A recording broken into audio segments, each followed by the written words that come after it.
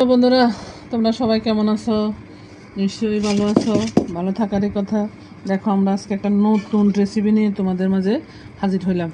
কিন্তু এই রেসিপিটা আসলে আমরা কখনো করি নাই। আমাদের এখানে অনেক লোকজনে করে, ওরা খায়, আমরা দেখছি।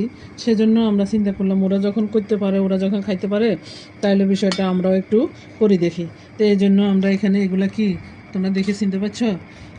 এগুলো হচ্ছে যে ডালি কচুর ছড়া। এগুলাকে আমরা কি করলাম, সিদ্ধ করলাম। এখন এগুলাকে ম্যাশ করব। এই রেসিপিটা আমরা আসলে যে এই ছড়াগুলোর ডাউল রান্না করব। এখন সবাই দেখি খায়, আমরাও একটু খাই দেখি। সব জিনিস তো হালাল, যখন যেটা হালাল সেটা সবাই খাইতে পারে। তো এটা যখন করি খায়, আমরা চিন্তা করলাম যে আমরা একটু ট্রাই করে দেখি, নতুন একটা রেসিপিও হবে, খাওয়ার স্বাদটাও আমরা বুঝতে পারবো।